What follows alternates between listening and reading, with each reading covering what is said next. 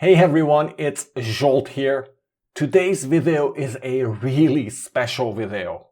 This is going to be an interview with Iwan Hoogendoorn, who participated in Cohort 12 of the Visual Thinking Workshop, and he kindly offered to share his experience and what he built in a Zoom call. So this is going to be an interview with Iwan, and without further ado, Yeah, okay. So my name is Iwan Hoogendoorn. I live in the Netherlands. And I have an extremely busy life, like most of us. And I do a lot of things on a lot of different topics. And therefore I have like a system to document most of my things that I do, just to make sure I don't forget. And in that process, I came along. I mean, I was already, or I am actually a architect, network architect, IT, cloud network architect from profession, and I do make a lot of drawings. So I know how to create on the fly drawings about like different scenarios, different architecture topics, and I wanted to extend that same ease to other things in life. Like, for example, creating a task list or doing something for my other hobbies, or basically telling a story more visually. And that's where I came or that's where I found the visual thinking workshop. In the past, I mean, I've been using a lot of tools in the past. I've been using starting off with a Visio way back, and then I moved on to Draw.io, and then I even used Miro at some point. I used Google Draw, I think the name is, and those different tools were all good for a certain kind of thing in the past that I was trying to do. Let's come back to the telling the story visually. I have been looking into this doodle kind of drawings, and I'm not extremely bad at drawing. I can do it, but it's time consuming. It's not something they're very good at. But eventually, if I need to make it like a hand drawing based on certain things, like a stick figure or whatever, I can do it. But it's still time consuming. So I was looking for something that where I can use like icons and basically tell the story based on that and using tools. So and that's where I actually came to the visual thinking workshop, where I watched some YouTube videos of you, Zsolt, uh, basically looking at, okay, what is he doing, what's the approach, and I saw, okay, this is a cool thing, because you're telling every time that you're making a video, I guess your all your videos are based on it. You're telling a story, whatever the story is, based on on on on on icons that you can find on flat icon, maybe drawings that you make with AI, with Midjourney, for example. So that's where I came in, and that's where I guess, signed up to learn more about methodology. Mhm.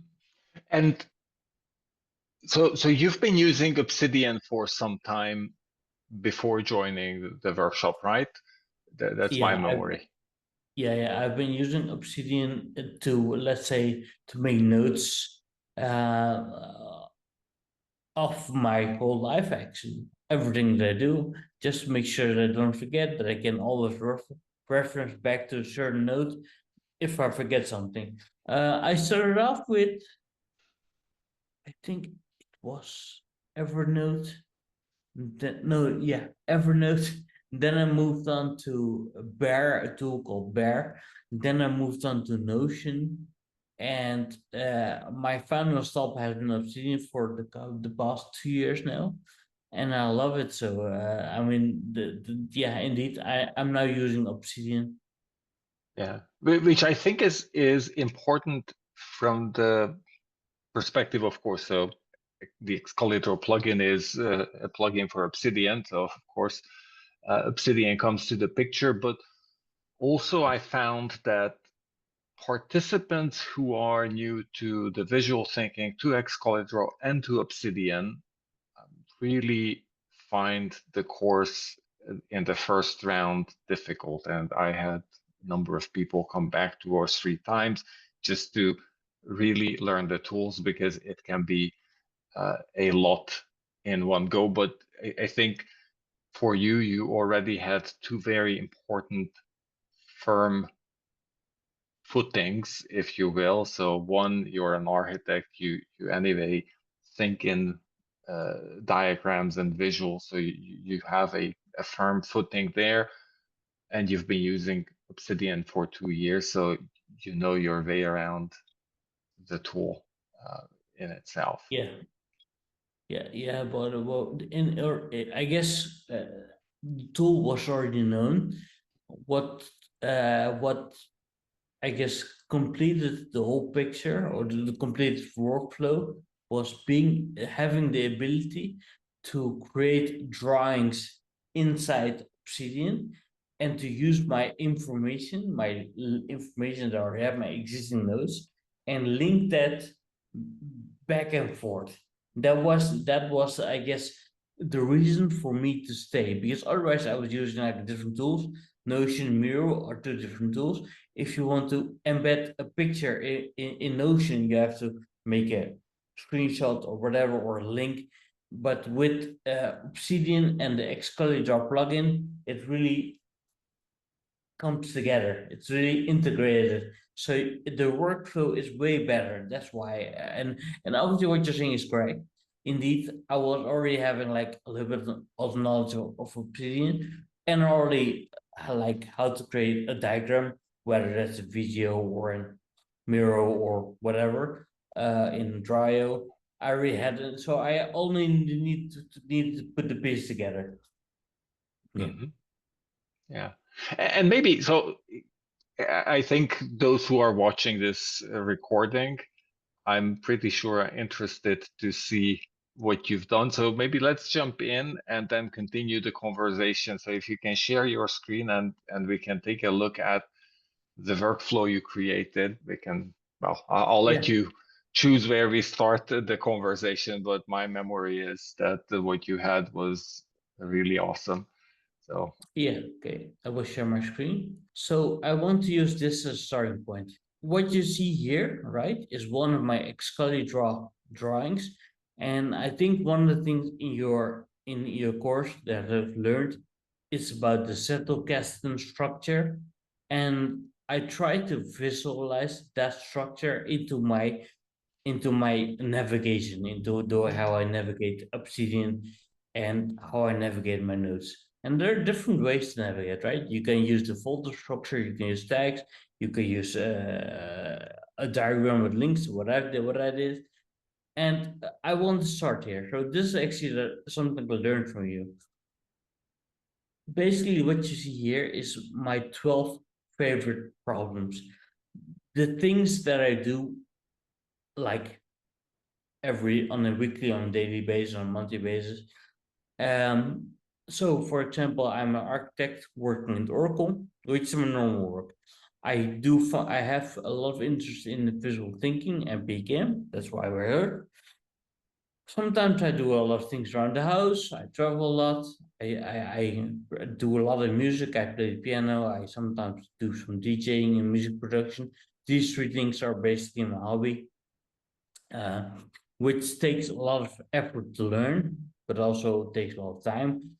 But what you see here is basically my whole life, what I'm doing, right? This is what I do. So what I created here is like a diagram where you can see this is my work stuff, this is my music stuff, other piano stuff, but let's focus on the visual thinking PKM. Okay, so if I click on this here, I will I will go to another page, another drawing, where you can see this is my visual thinking PKM page where I keep all the things that I'm busy with, like my projects to learn. And as you can see here, one of the things is the Cohort 12. Also other things like ExcalBrain, because this is a world on its own. Obsidian, again, a world on its own. That's why that's why he said that some people have difficulties with starting off with these two, because it can be daunting and complex. Well, in this case, the Core 12 was part of my learning journey. So one thing that I want to show is the course outline. I think I showed you this before, but let's do it again for the people. So what I did is basically I created a note, like one very long note, where I put the main topics or the main headers into a table, and I try to keep track what I've done. So you can also see if you're a busy person like me, you have to make time for everything. In order to make time, you need to know how much time things will take. So this was something you did very well in the course, and I just made one simple table to see, okay, if I want to watch the videos. And by the way, Ivan, so those are my estimates. So the two numbers there are the length of the video. So that's not an estimate, that's the actual length of the video in the section. But then my estimate for the amount of homework for Yeah. that. So did you find this accurate, underestimate, overestimate, so in your experience, or you didn't keep track that close No, to have a feed? I kept track. I kept track, and the estimate was about right. The thing that I found very daunting, to be honest, was the homework that you see here, 7 to 9 hours, and that was like, whoa, I don't have that time, to be honest. And I mean, or I do have it, but I have to reserve it, and it was difficult to find that. But anyway, these were Yeah, like, but to be honest, the 7, 9 hours is simply reading the book and assuming, of course, depending on reading speed, but also doing iterative reading. It's more than just flipping the pages. You have some stuff to do. So exactly, um, exactly. yeah. So But unfortunately, with a longer book, it's hard to cut back on the hours. yeah, but overall, I think the estimates are correct. So you could see my estimate here. Then I took some things from your course, like this picture, and some like regular information, and then I started off with like each picture, what you have in this whole I guess flow here in this whole table of content. I took them, and then I basically made checkbox or tasks from them, and so I could keep myself accountable what I've done, and which I also see here is like this buckle up for the ride is this awesome visual here that exactly tells me, okay, this is where we are, this is what we did, and this is what's coming, and it's what's described here. So I did for the whole course, right? To the whole course. So if you all the way down, all the way at the end, and that's it. So that's where I started off. So this was the course outline, just to have a good overview. Now, one of the things that we did in the course in Cohort 12 is we read a book. The book named The Lessons of History. If I click on this here, it will bring me to the PDF of the book. So you can see this PDF is inside my Obsidian folder. So this is going to be important in a few minutes why I've done this, right? So just to take note, I have my all the things I need. I have them available like with one click. Now this while reading this book, right? We got an assignment from you, and one of the assignments was to create an illustration for a certain idea. I think you, in the beginning of the meeting, you had something on the screen where we created a book on a page all together with the whole team. And one of the assignments that I did was my work, right? One of the small drawings. So this one was the one here. So this is the one that I created myself. The idea was about moral codes, that those are universal and those are needed for, I guess, a certain kind of order. This was I would don't want to go deeply in this, but this was my homework assignment that I created. Now let's go back. Let's go back and how did I came to this, right?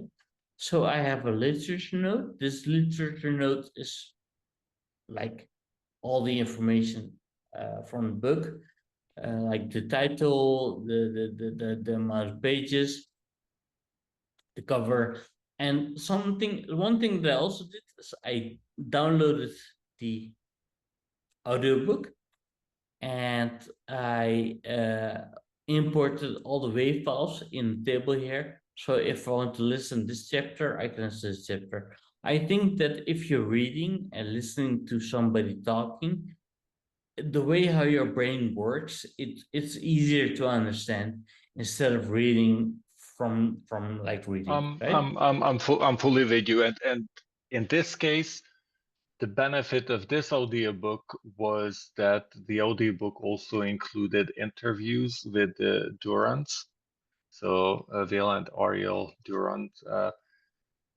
Yeah, And for me, that is, that's also included in the course. And in this case, it was given in this audiobook. But for me, listening to a podcast, an interview with the author is super important because in the end, through the book, that person is talking to you. And for me, having a voice, having a personality, having a visual, or at least a sound of that person is so important because you get a different impression of the type of person that you're talking to. And the Durants in this book, I mean, they sound elderly, and it really sounds like your aging university professor with amazing amount of experience talking about subjects at a super high level integrated perspective. So anyway, so I think I'm with you. I also like to combine listening with reading, and yeah, I think it exactly. is So that's the powerful. reason why I just and again, this all comes down to I don't want to, let's say, go to different areas and try to find the information. You can see everything is just condensed into one single application, which makes it beautiful, right? So I can do referencing, but this is what I did. So and you can also see I embedded the book here. Just as an embed. Um, yeah. Uh, Now let's go to the other page. Now, in order to, I was reading the book, and that approach is how I was reading the book. So if you go a bit back to my ID information board, you can see that I started off with a simple drawing with all the chapters, right? And I guess the the picture here tells a story. You're starting off in the same in the first like step. Start with the first chapter, and you go up all the way up to the last chapter here. Maybe a bit too small here, but you can see that that this this guy here in Time Machine. Reading this book brings you on a journey of history until the future, and this is like this was my first like, okay, how do I capture like the chapters? Because the only way how to read a book properly is if you know the structure, if you can follow the path. If you don't know the path, you don't know what to follow. And this is like an illustration of that. Now, how did I read the book? I basically imported, or how did I make my illustrations? So I imported the PDF pages into ExcalBrain, like you see here. Like hesitations chapter. It has 3 pages. So I imported the chapter. I made some rearrangements. I made a nice picture of it. And what I did, the first thing that I did is, okay, this chapter or just this title has the And you were actually reading the chapter right here. So exactly. I was making my highlights here. As you can see, my highlights are here made with and of course, these are links to the pages. So if you click on the page, I assume that that takes you to that page in the PDF, right? So if you come, This will take me exactly back to the page in the PDF that you saw here. Okay.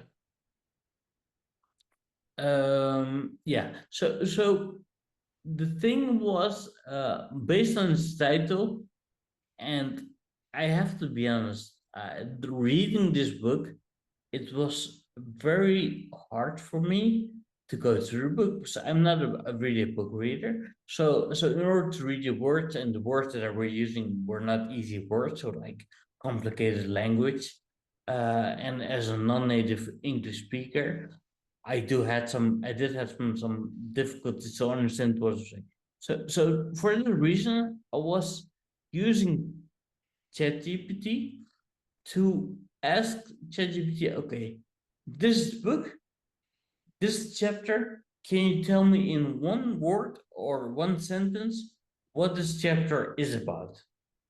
And ChatGPT generated like these phrases for me.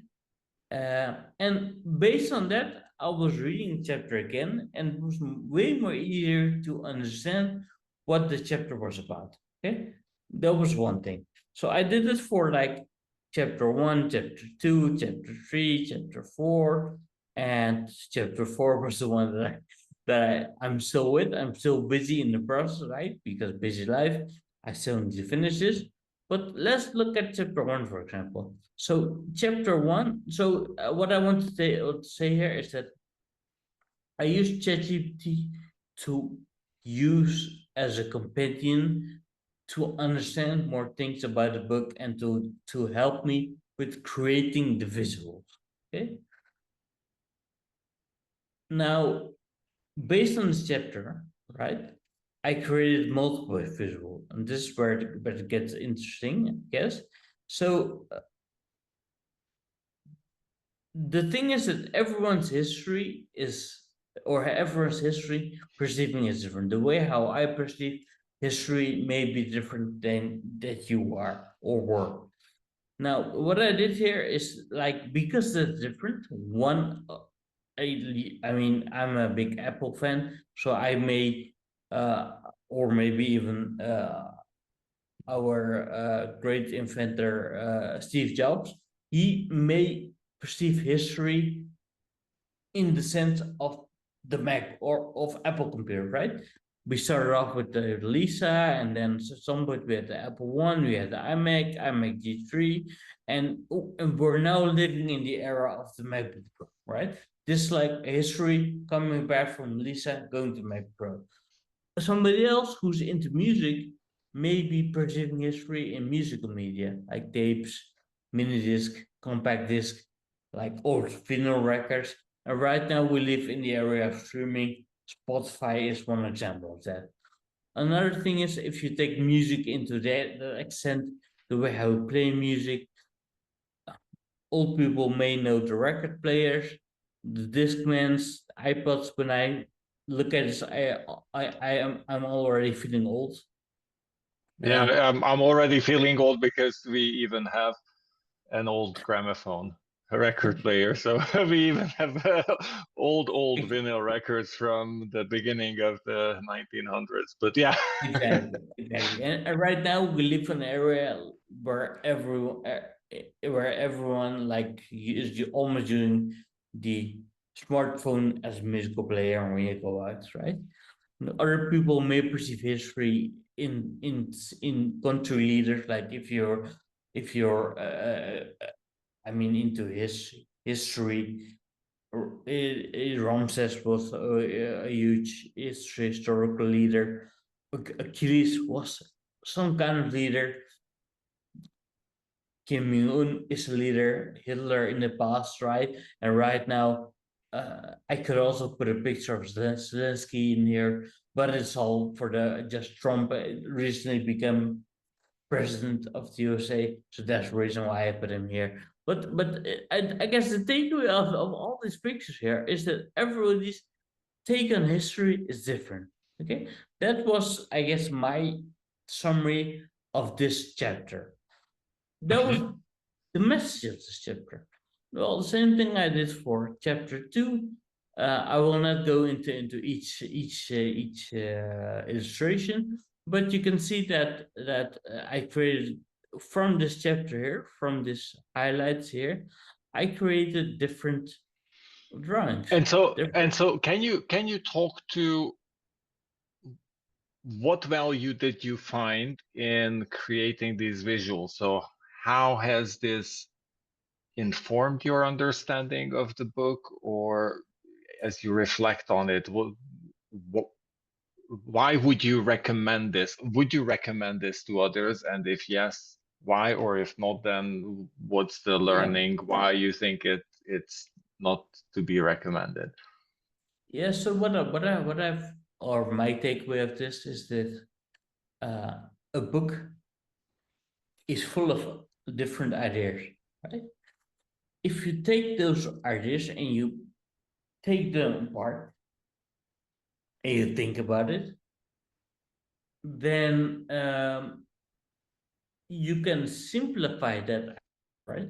If you use a metaphor, the information typically lands better and is better to, I guess, remember.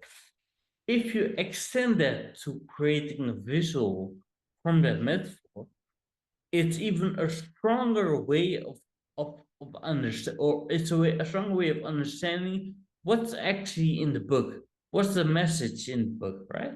And so what I find is that creating a visual, like as you can see here, this visual consists out of multiple elements. It has a map, it has like little icons here, it has like a border here to indicate what's water. It has different like flags in the shape of a country. And while I was busy with building this diagram, it it forces you to think, and with that, it also automatically gives you the understanding of a certain part of a chapter. So I do recommend us doing this because it And will. if you compare this, because there are many people who reflect on a book, but they write a couple of paragraphs, maybe in their own words, about the chapter. So how would you compare to writing two paragraphs about the chapter versus creating a visual? Do you have a perspective on that? Yeah, so my view is if you create a visual compared to writing a few paragraphs, is that I only have to look at this picture and I already know what the chapter is about. Where if I look at a paragraph, I have to read, and the speed of information or the speed of what I'm trying to find out isn't that fast when I look at a picture. That's what I think is happening. The speed. If I just look at the picture, I immediately know. Okay, this chapter has this had this, I guess, takeaway, and I can tell you a story right now. Right now, I can tell you exactly what this picture is about. But when I look at it, at the written text, I can do that. Yeah, I mean, as you explained with the different versions of history, of be it music history or the history of computers or something else, as a summary, yeah, I Exactly, absolutely exactly. can see And that. and this Uh-huh. this is just an example of one of the areas. The other one is this one, and you can see that I've created different kind of. I think this one has like two of them, so I've created two pictures, two illustrations to describe the chapter. the same thing I did for the third chapter. For the third chapter, I did some more things here. For this picture, I even created like two versions just to play around to see, okay, what looks better, what's not, shift things around. And here you can see like black and white grass. Here you can see like grass in the color. They both give a different look and feel. I think we discussed this in the past. I think when we were discussing this picture, you told me to use color to bring a bit more life in the picture. I did that with using the lines in different colors. Blue having like the upper hand, red having like, okay, maybe it's blood, maybe it's like a lion chasing gazelle, right? Yeah. And I Also think what's fantastic on this visual, but also if I look at the podium with the first, second, and third place, is they are yours because you've curated the icons, the images you want to use, you organize them just by adding that blue line and the red line, or just coloring the end of the spear red. I think those are super simple little steps, but you made them yours. It feels, I guess, personal. I'm now giving words in your mouth, but yeah. but I think what's noticeable here is these are in this sense similar to my visuals. Is I'm particularly handicapped when it comes to picking up a pencil and drawing. Yes. I mean, it's amazing that I've been trying this for now 50 years and I'm still extremely clumsy if it comes to motor coordination for my hands and getting it to draw whatever I want. But still, I think what's fantastic about all of the illustrations you've shown is they have a strong aspect of your personality and your message, yet there's nothing extremely difficult in either of them. So it's a curation of icon. Yeah, and what was also very nice, I mean, you could see you were talking about the coloring. I also found that using a simple three lines here to indicate movement, and then I also reuse the same movement here to do lifting, and I also use the same kind of movement here just for the weighing scale to move. So I did find that using these kind of things, you don't, I mean, the only thing you need to do is think, you need to be creative in a way, but not that creative that you need to know how to or make full drawing, right? And I mean, I'm I'm not that creative, to be honest. So the next question, what people may have difficulties with, even me, is how do you come up with this drawing, or all of these different uh, illustrations? The answer is simple. Use ChatGPT. I basically asked ChatGPT, okay, this book, this chapter, can you give me like 10 different ideas uh, on how to, can you give me 10 different ideas of what this chapter is trying to tell me?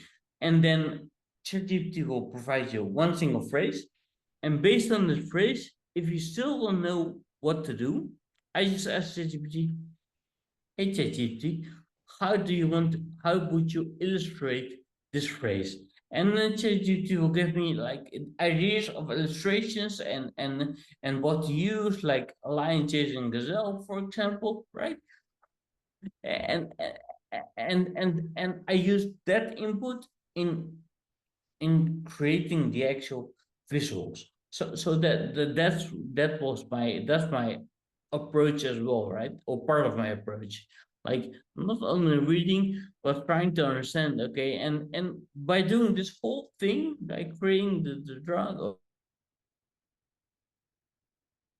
importing it into a drawing, making the highlights, using ChatGPT as a partner to ask things, whatever. I was able to do like a lot of cool things.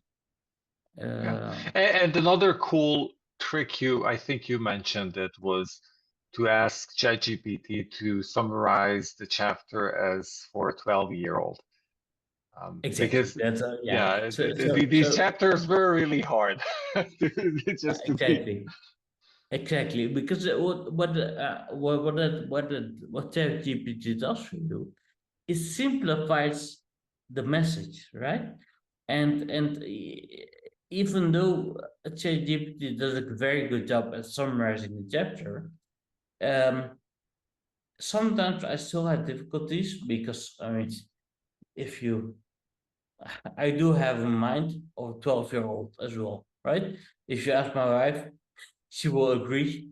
She will agree with the way how I act around her, like 12-year-old. So I thought, you know what? Let me try to use the ChatGPT as a way, and indeed ask the question, summarize the chapter, and explain to me like I was 12.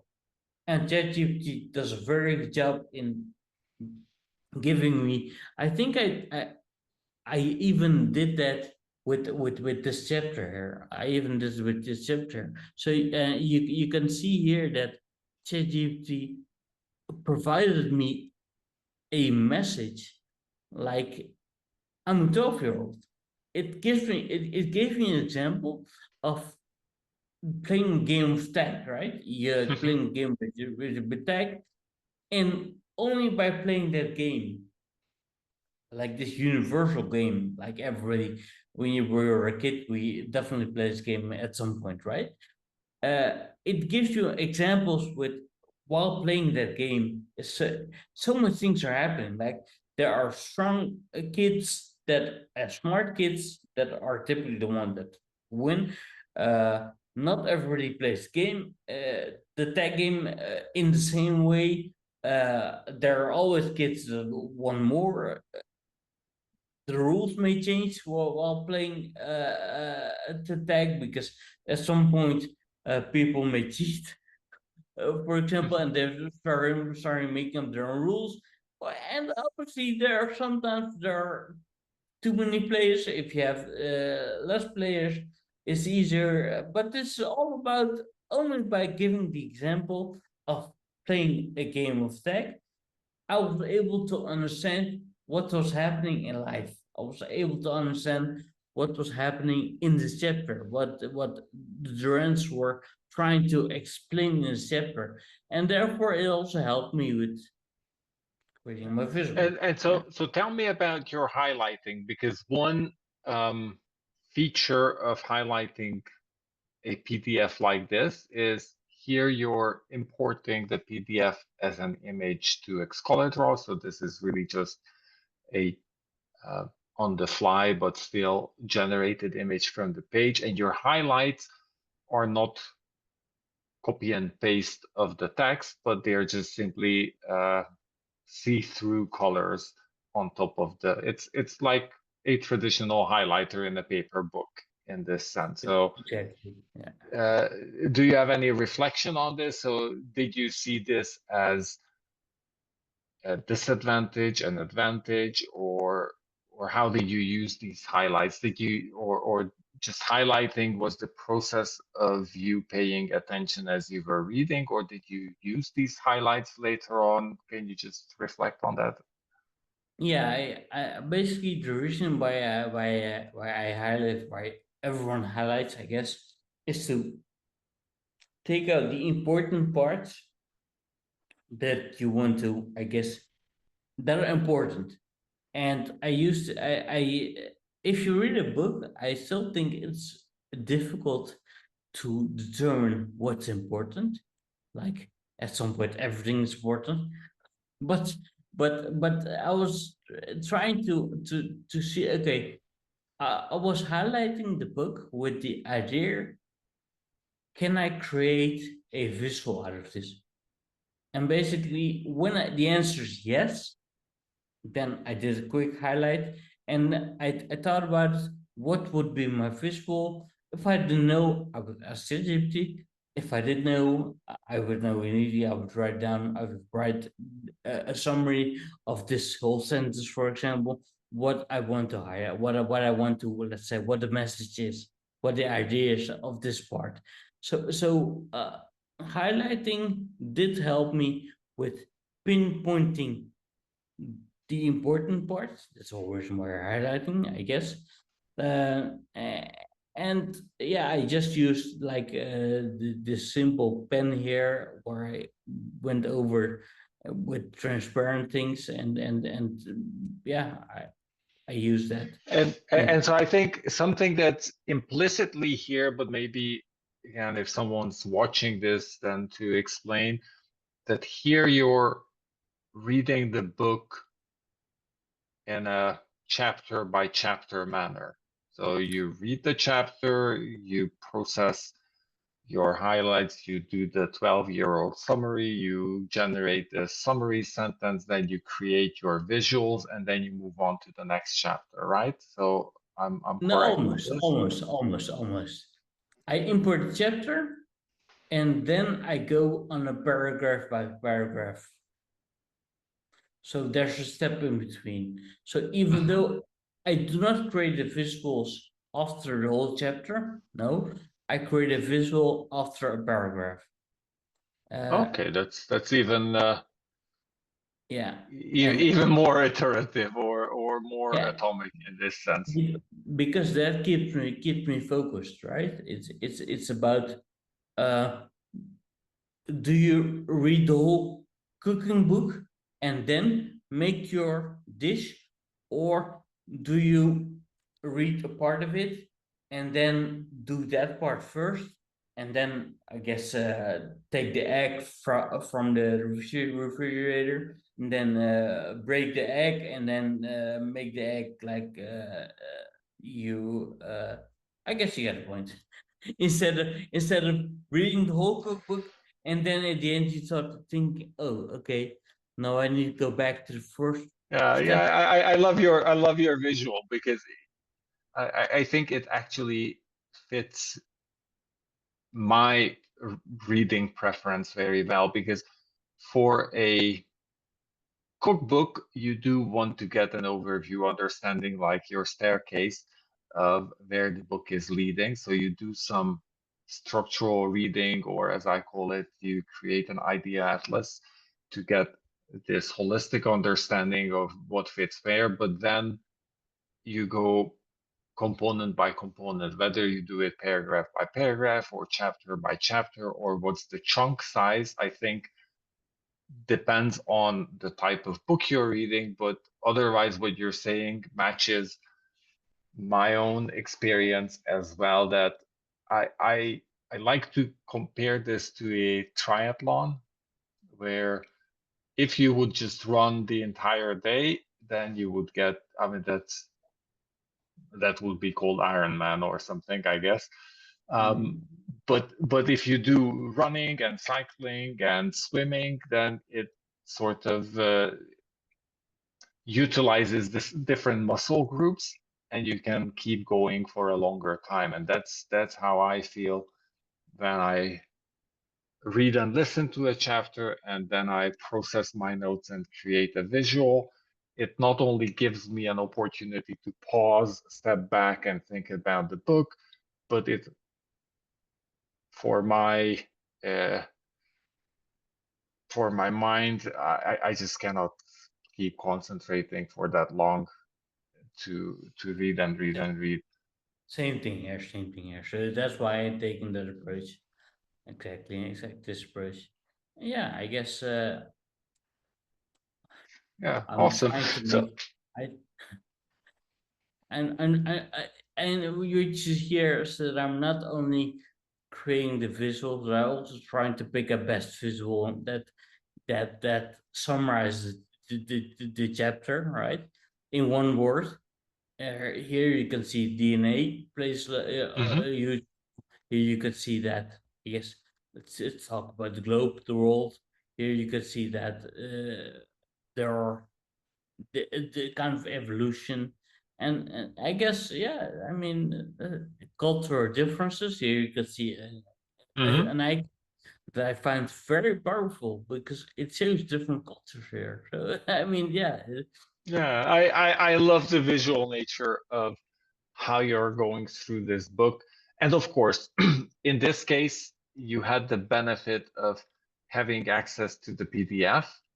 Um, and that's what I'm finding, that increasingly I'm looking for books that I can import into Obsidian. So I'm moving to a processor. I either read PDF or read in Markdown, or but I'm looking for the books I can read in Obsidian because it's just such a better integrated experience than reading in a separate environment. Of course, I think this is something where people have their own big preferences, but or different preferences, but I can see that in this regard we are similar, I think, Ivan. yeah, and I do have actually if I do have a preference in reading a book with real paper.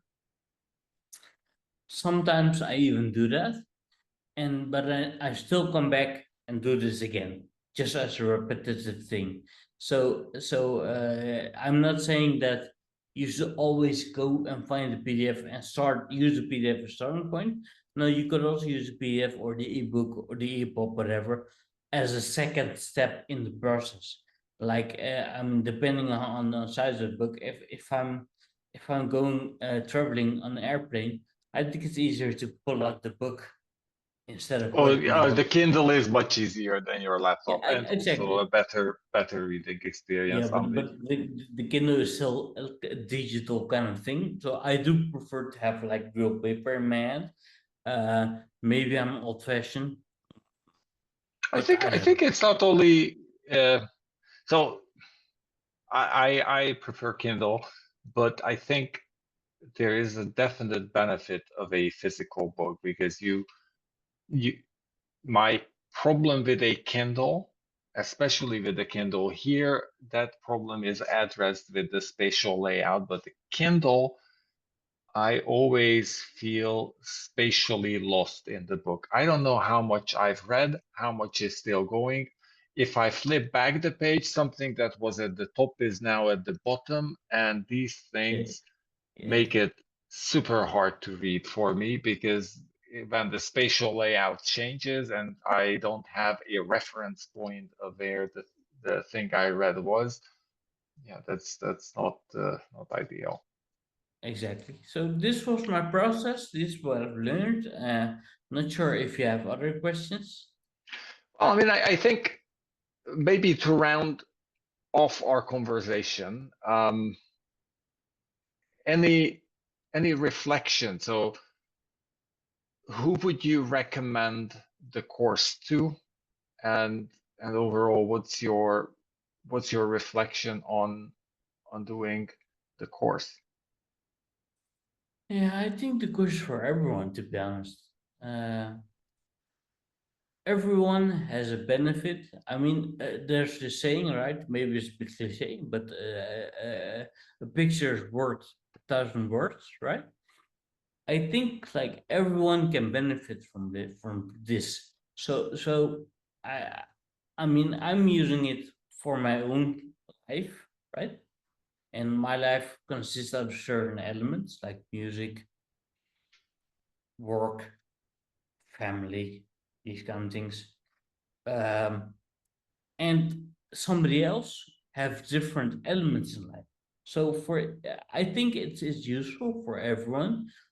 You just need to think about it, how you can use the tools or use the way of thinking, use the PKM, the visual thinking framework, how you can use that and apply that in your own like life. That with that having said, um, it requires some effort from your side, because you need to learn the tools. And there isn't rocket science. You still need to put the time in it. You need to understand how Obsidian is working, how ExcalBrain is working, how the whole visual thinking workshop, all the elements come together there. So it's still, you have to put in some work. But the way how I see it is, you spend a small amount of time learning the tools, and you can use them your whole life. And so I do recommend, like, this is like for everyone. Um, and just what I said, to emphasize that a bit more, just try to see how you can use this in your own, like, life, workflow, work, whatever. And if you find that how you can use it, learn the things. And I guess learn the thing. When I say things, I mean Obsidian, ExcalBrain. I mean the cohorts that may or may not gonna come. Learn the way how to use it, and not only learn how to use the tools, but also pay particular or spend particular time into how to visualize your ideas. That's like for everyone. And I do recommend it because I'm now using it like for everything that I do, as you can see here. I mean, I've been using it for my work. For example, if I play the piano, I do have, like, I need to practice music theory. I do have different resources to practice music theory, even learning chords. I mean, I'm using it for like everything, and I try to visualize most of the things that I do. Oh, there's one more thing that I also want to mention here, is that um, which may come in handy. For example, the visual thinking. I do have like the flip note remark here. Means that this note can be flipped with some additional information here. Here you can see I haven't put in some additional information, but for example, where did I put some? It can be flipped. So if I decide that I want to put in some more, if I can also go back to my root node, it's like navigation. I go back here. And I see you also made them into tags as we discussed. Yeah. So for And example, so then actually you can open your tag pane on the right, and that should take you to yeah, flip yeah. notes. But yeah, So in the music production, I can indeed open my tag pane here. Which one is it? This one here. I could see exactly the text, and there's the but flip note. Yeah, should be there. I don't like to use this tag node. What I do like, however, is ExcalBrain. If I go to ExcalBrain, I have a cool shortcut here. Uh, Brings it to the back, then bring it to the front again. Yeah, that's partly zoom. And Yeah, it's not visible, by the way. So unfortunately, it's it's a not okay. different window, and so I Oh, can just see let your, me let me bring it in the same window then. So yeah, here awesome you could see the root node. So if I go to root node, you could see my different, like, root excluded notes. accounts. And if I take one of them, for example, let's take the visual thinker workshop here. You could see that I have the visual PKM flip node. If I click on, for example, root node here, you could see again, it will bring back to everything Hmm. that has the root node tag, right? So I could use this as a navigation. The flip node as well. Here you can see it will bring all the pages here that are flippable. Hmm. And I mean, this is one thing that I also want to share. This is pretty cool, right? So it's all coming back to one of the things that I got from the course. If you have a lot of notes, it's difficult to find notes back. Now, I think your one of your approach was to have at least three different ways to find a note back. Could be through hashtags, could be through folders, it could be through ExcalBrain navigation, whatever, right? So there are multiple ways of doing this. This all comes back to this as well. Something that I've learned. Amazing. I love your visual dashboard. This is so cool. It's really a visual map of your life, and then the way you're using ExcalBrain is indeed the way I envisioned it. There, I also saw you had the folders turned on. That indeed, the folders are just another type of node in the navigation, and so you can use tags, you can use folders, you can use links, and it just all becomes a nice structured graph. Exactly.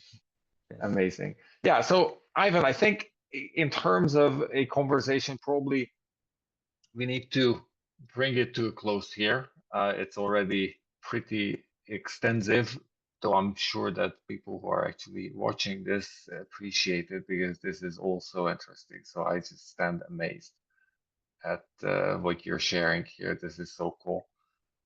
But yeah, I wanted to thank you for offering to do this demo. Also, thank you for joining the cohort, and hats off. What you've made of ExcalBrain and Obsidian with ExcalBrain is everything I dreamed of when I created the tool. So Yeah, good. amazing. Oh, well, thanks for the opportunity. I had a good time also doing the course. And I'm still unfinished because at some point I'm going to watch it again, and again and again. Because every time I watch it, I learn something new. I focus on a new and a different area. So yeah, thanks. Thank you.